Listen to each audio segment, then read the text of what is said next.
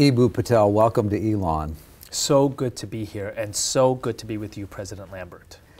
Tell me what inspired you to form the Interfaith Youth Core. Something really simple, actually. My best friends in high school included a Lutheran, a Mormon, a Catholic, a South Indian Hindu, a Cuban Jew, and a Nigerian evangelical. And we did everything together. We studied for math tests, we played ball together, we talked about and dreamed about what colleges we might go to.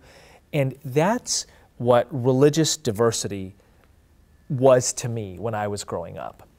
But every time I turned on the television, especially from, say, the mid-1990s forward, whenever religious diversity was presented on TV, it was always somebody killing somebody else to the soundtrack of prayer. And it just got into my head at some point. Why can't the world, why can't the evening news feel and look more like my high school lunch table? Why can't we have a world in which people from different religious backgrounds are interacting in ways that are about respect, that are about relationships, and that are about cooperation?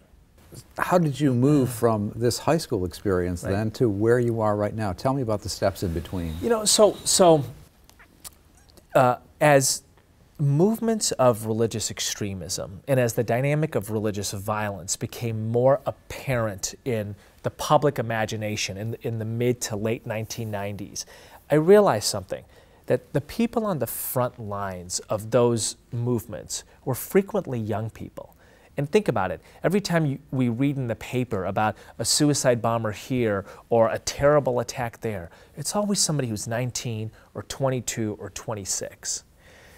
And I started reading, just by chance really, into the history of some of my faith heroes. And I recognized something, that so many of my faith heroes, Martin Luther King Jr., Mahatma Gandhi, the Dalai Lama, Nelson Mandela, Dorothy Day, they had started their work when they were very young. Martin Luther King Jr. was 26 years old in Montgomery, Alabama, leading the bus boycott. That's remarkable. And so a question occurred to me, which is the next chapter in the history of religion, which is really the history of national and world affairs, is it going to belong to the young people who are the foot soldiers of religious extremism? Or is it going to belong to the young people who are the architects of interfaith cooperation? And at some point, when you ask that question to yourself enough, and when you take your faith tradition seriously, as I do, you'd make the decision that you have to try to help answer that question. And the Interfaith Youth Core is my answer to that question. We are building a multi-faith center here on the Elon University campus because we think universities have a role to play in fostering a multi-faith dialogue. What are some of the best practices you see going on colleges and university campuses today in this regard? Well, first of all, I'm so thrilled to hear about that, and I'm thrilled to finally meet Pastor Phil, and I've known about his leadership here. I've known about the work that's gone on here for some time because we had one of your terrific students as an intern at the Interfaith Youth Core. Zach Jordan, what a wonderful, wonderful young man. And what we know about college campuses in the United States of America is they set civic priorities. They advance a knowledge base behind those priorities. They model what good looks like, and they train our society's next generation of leaders. And what could be a higher civic priority right now than making sure America's religious diversity moves towards cooperation and not conflict? Making sure that George Washington's great line to the Truro Synagogue in the New England area, that this country will give bigotry no sanction and persecution no assistance, that we make that real in the 21st century as Washington sought to make it real in the 18th century. And we think that college campuses have to be the leader in setting interfaith cooperation as a civic priority, in advancing a knowledge base of interfaith literacy, in showing what good looks like, and in training a next generation of leaders. Tell me about the work that the White House Office on Faith-Based and Neighborhood Partnerships is doing today. So when the president's faith council met with him for the first time in the Oval Office.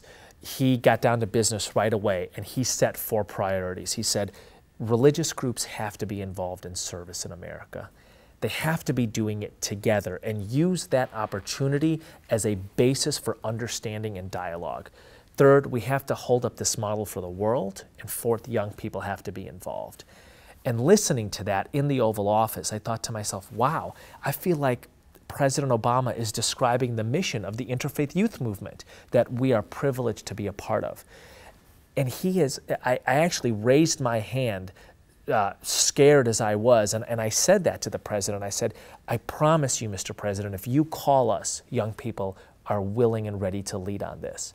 And very recently, the president did just that with the president's Interfaith Service Campus Challenge. As he said, I want college campuses in America to model interfaith cooperation by creating a strategic plan for a year's worth of interfaith service efforts. So that's one of the major initiatives of this office right now, is to call college campuses to really put into practice the ethic of interfaith service. I've talked to some folks at Elon, and I understand that you guys are excited to get involved in that, and you have so much of the groundwork laid with the interfaith leaders you have and the multi-faith center you're building. Are you optimistic about the America your future grandchildren will inherit? I am so optimistic about it.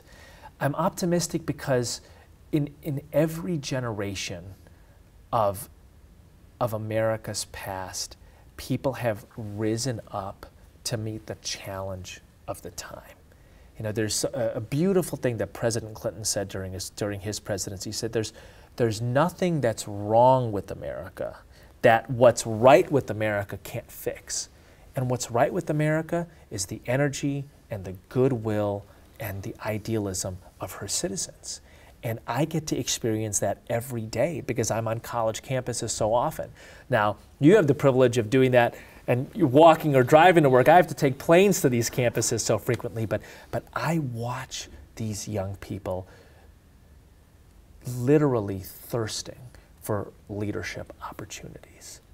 And I think to myself, wow, Elon University is, with a forum like this, is giving them exactly what they want, which is saying, hey, listen, this is the next era of challenges in American life, and you are going to be the architects of the solutions. Take the lead.